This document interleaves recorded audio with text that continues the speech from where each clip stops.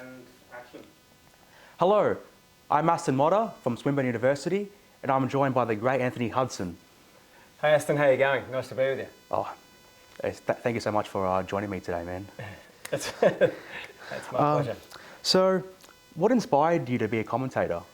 Well, I guess when I was young, probably like most kids that love sport, I envisaged myself as being a player. Footy and cricket were my main two sports as a kid, and somewhere along the line I realised that that probably wasn't going to happen for a whole number of reasons, mainly to do with talent. And so I thought the next best thing would be to be a commentator, and I would run around as a kid and commentate in the backyard, kick the footy around. Being a Geelong supporter, the Cats would usually win after the siren. And I suppose when I was at a certain age where you had to work out what I was going to do with my life, at 15, 16, it went from being a dream to an ambition. And then that's when my older brother convinced me to give it a crack. So I did a journalism degree and was lucky enough that there was an opportunity for me to do it as time went on. So, but yeah, it was a dream as a kid, and obviously a few things fell into place for it to happen. Okay, that's great. Following on from that, how did you kickstart your career in the industry? What did you do to start up? Yeah, so in year 12, I grew up in Bendigo in country Victoria, and in year 12, the local community radio station had just started covering local football, and so I just did whatever. I went to them and said, I'll do whatever you want me to do. Can I make coffees, even though I was really bad at making coffee? And within a couple of weeks, I was giving AFL scores, updating the scores, and then as a few weeks went on, they needed someone to do a little bit more, and then probably a month or so in, they needed someone to commentate with one of the other guys, and so I jumped at my opportunity, and from then on I wasn't horrible, so I was given more games and ended up commentating for that whole year, and then the next year I was down in uni, but I would go back to Bendigo and call, and then did my RMIT journalism degree and got a job at 3AW as a journalist initially, as a radio journalist, and was able to get opportunity from there. Okay, that's great to hear. So before you call a game, what prior preparation do you do? Yeah, so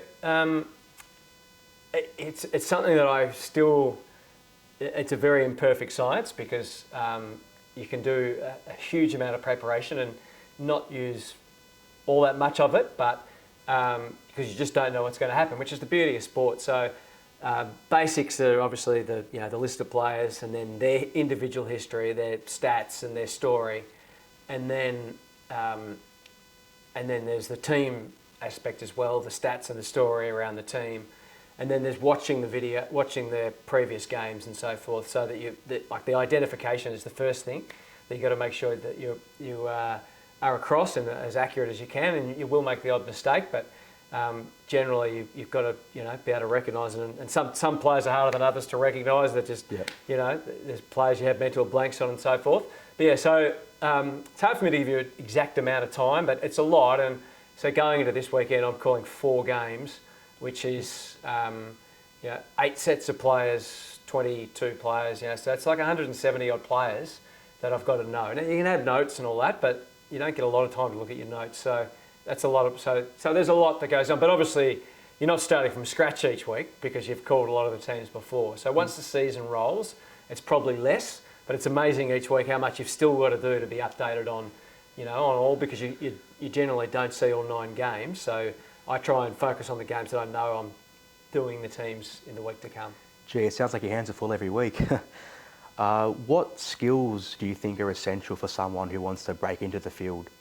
Yeah, I think the first one is just the passion for the game and for what you're doing as a communicator. So it is having that passion, because if you don't have that, then you won't stick at it, you won't get better, and more importantly than that, the viewer or the listener won't. They'll read that too. They'll see that you're not passionate about it. So it's that passion that you either have or you haven't.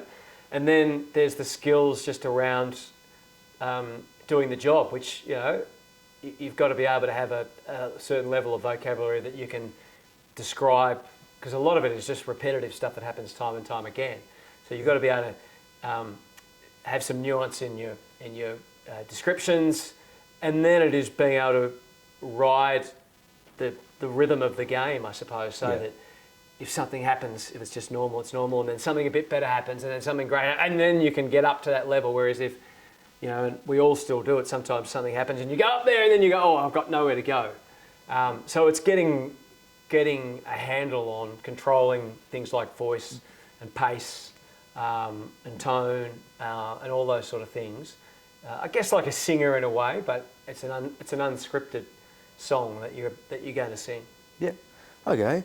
And you are known for a lot of your famous iconic calls over the years, over your great career. What piece of your commentary do you think has stuck with you the most? Is it the, you know, just to name a few, like the Nick Davis, I Say Don't Believe It, the Buddy Franklin 13, and there's many more, yeah. Look, people ask me, I'm not sure what the answer is. Probably the Nick Davis one over the time has probably been the most, because it was a final. I always laugh about the 13 one. I mean, the ones that just come to you at the time are the ones and all I really did was say a number, just a number of times. Yeah. But you get people all the time still just coming up saying 13, 13. So yeah, it's a bit weird. The whole thing's a bit weird, but good fun. Yeah. All right, we're out of time, Hutto, but thanks for joining me today. No worries. Thanks, Aston. Thank Cheers. you.